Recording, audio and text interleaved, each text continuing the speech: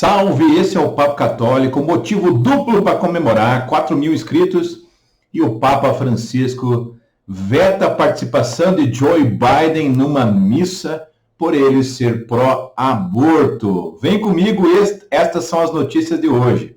Bem, se você não conhece o canal, se inscreva, ative a notificação, veja os vídeos antigos, tem muitos vídeos que não são de notícia, mas são de formação católica e defesa da nossa fé. Vale a pena você ver, especialmente o vídeo chamado Uma Pergunta que vai enlouquecer os cristãos não católicos, para você entender como funciona o pensamento católico a respeito das Sagradas Escrituras. Você não pode perder, beleza? Então, muita alegria, porque a gente costuma não postar coisas só pensando, ou quase nunca pensando no alcance delas, no algoritmo do YouTube, né? Eu posto coisas que eu acho relevante à fé católica e não estou muito preocupado com o número de seguidores. Mas mesmo assim me alegra ter chegado a 4.000. Louvado seja nosso Senhor Jesus Cristo pela sua vida. Tenho sempre rezado por você na Santa Missa. Espero que você também reze por mim, reze pelo canal, tá bom? Deus abençoe. Bem, a notícia é da ACI Digital. No dia 15 de junho de 21, a Santa Sé negou um pedido do presidente americano Joe Biden de participar de uma missa que estava sendo rezada pelo Papa Francisco na manhã do dia 15 de junho, ou seja, 2 dias atrás. O Biden estava lá dando uma passeada pela Europa e decidiu pedir para participar da Santa Missa, o que o Vaticano teria negado por influência do Papa Francisco. Parabéns, Papa Francisco. Deus abençoe. Nós não devemos dar comunhão às pessoas que são favoráveis ao aborto, que são livremente favoráveis ao aborto, jamais, porque estão em pecado grave, levando as outras pessoas a cometer pecado grave. De fato, a Eucaristia não é um prêmio somente para os santos, mas um conforto para os pecadores. Mas ser pecador não significa estar em estado de pecado. Podemos e somos pecadores, mas podemos estar em estado de graça, depois que nós nos confessamos, nos arrependemos, estamos em estado de graça, prontos a comungar. A comunhão também não é somente comunhão com o corpo e sangue de Cristo, mas também comunhão com aquilo que Cristo pregava, com aquilo que Cristo, cabeça de igreja, prega. Não é possível fazer comunhão, comungar, sem comungar as ideias da igreja. Portanto, se você não comunga das ideias da igreja, quando você comunga, você come e bebe a sua própria condenação, como diz São Paulo. Que cada um examine a si mesmo antes de comer o corpo e o sangue do Senhor, para não se tornar culpável do corpo e sangue do Senhor, como está na primeira carta aos Coríntios. Ou seja, comungar em estado de pecado grave ou pecado mortal é pior que não comungar, é um sacrilégio. Não depende da pessoa, claro, da graça de Deus, que é infinita misericórdia, mas a infinita misericórdia depende do nosso arrependimento, da nossa conversão.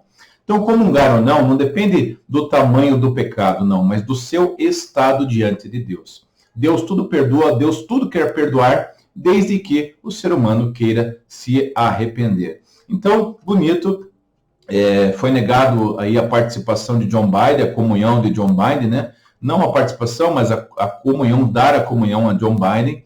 E outra coisa que nós temos que entender, uma vez por todas, gente, que existem ordem de prioridade nas coisas, né? Eu fui muito humilhado, xingado na internet, por dizer que o Trump, que nem se declara católico, era mais católico que John Biden. E, claro, porque o pessoal dizia, mas o Trump é arrogante, mas o Trump é mulherengo, mas o Trump é prepotente, mas o Trump não tem decoro, fala palavrão. Concordo com tudo isso, concordo 100% com tudo isso. Mas antes da falta de decoro dele, antes dele ser um mulherengo, antes dele ser um cara arrogante, ele é pró-vida. E a vida está acima de todas essas outras coisas que foram faladas. Então, católico não é o cara que diz que é católico ou que vai na missa. Católico é aquele que comunga com as opiniões, com os dogmas, com aquilo que é pregado pela igreja, com aquilo que está na Sagrada Escritura.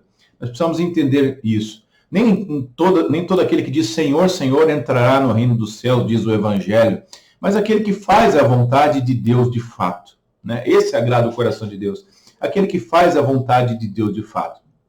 Então, essa negativa foi um recado muito importante e que interessante, né? Que não foi divulgado, muito divulgado pela imprensa internacional, eu digitei no Google, pouca gente divulgou isso, né? Se fosse o contrário, o mundo inteiro estaria divulgando, a imprensa inteira estaria divulgando. Quando quando não está de acordo, né, com o pensamento mundano das pessoas, da maioria dos jornalistas, eles acabam não divulgando. Como o Papa, quando o aborto foi para ser legalizado na Argentina, infelizmente foi, ele ligou pessoalmente para deputados e senadores, isso não apareceu em quase mídia nenhuma.